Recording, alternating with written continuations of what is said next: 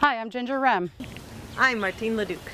And we're here at Brooker Creek Preserve to tell you all about water.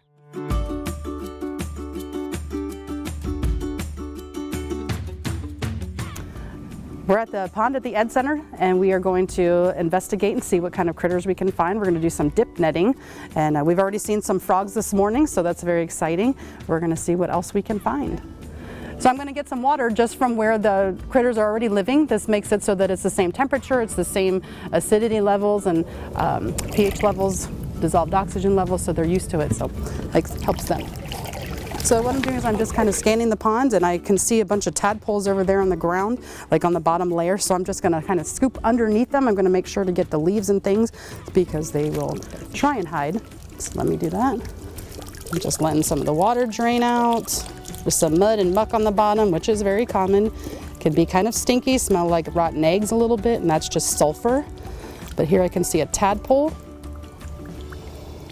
He just jumped behind the leaf there. And there was a fish too, so we're gonna put them in the bucket and see what else we have in here. You never know. Oh, I think I got another tadpole. You can see the top has a dark color, and then when I flip it over, it has a lighter color, and that's for survival.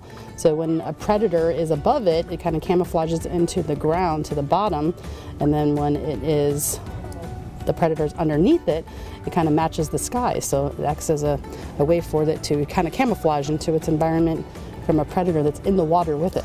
So what I'm doing, when I first look in here, I just see leaves. I don't see any little critters, but the thing is that you have to really look through those leaves, move them around, look for movement, look for the different colors of the critters. The fish are going to be kind of a silvery color, and the tadpoles, of course, are going to be that light green and dark green. The tadpoles that we have here are bullfrog and leopard frog tadpoles, so they're a little bit larger. So it's exciting to see them. It's pretty easy to see them once they start moving around in the net.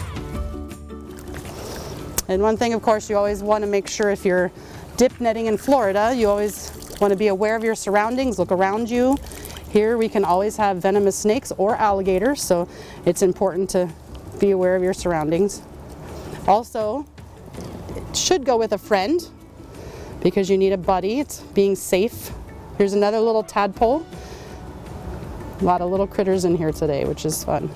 So a mosquito fish is very important for us because they actually help eat mosquito larvae. The female mosquitoes will bite people or animals or anything, and they will get the blood from us, and they will nourish their eggs. And then they lay eggs in the water, and then a little bit later they hatch into a little larva, and it's a kind of a red little worm that wiggles around. And sometimes we do catch them in here. We actually have tadpoles all year round, so we don't ever not have them, which is good. If we don't have frogs and tadpoles, we miss part of the food chain that of course would be here in pond life, and they're also a very good indicator of the health of an ecosystem or a habitat. So here, having the little frogs and toads, it's helpful for us to see them and tells us that we have a healthy environment, that it's a good healthy pH, good dissolved oxygen level, so it's good.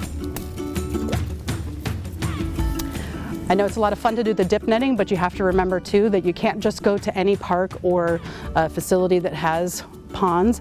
If you're around your home or a lake or that you live near, that's of course fine for you to go ahead and dip net, and it's not a problem. Of course you want to be safe, look for alligators, look for snakes, but if you're at a park or something like this, you have to have permits to be able to do this. So you can't just bring your net to Brooker Creek and scoop in the water. We do have a permit that allows us to do this for educational purposes only, and so that's what we get to do with the classes. So it's a lot of fun. We do different Friday family fun activities also. So there are opportunities for you to come and do that here, even if you're not with your class, but you have to have the Brooker Creek staff with you. And remember, when you do dip netting or you're looking for little critters in the creeks and ponds, you always want to put them back. Here at Brooker Creek, with our permit, we are required to put them back into their habitat. We can't take them home and watch them change into frogs. We just let them do that here in nature. So after all the fun of collecting the little critters, the idea now is to get your handy little identification card, which is also a field guide. They make different ones. This one is very generic, just has the picture and the common name, nothing fancy.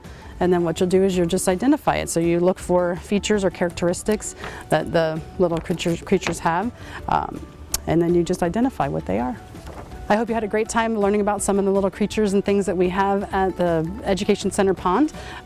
Take a look in your own backyard, in your neighborhood, see what you can find. This is brought to you by Pinellas County Schools and the Southwest Florida Water Management District. I'm Ginger, and I'll see you next time.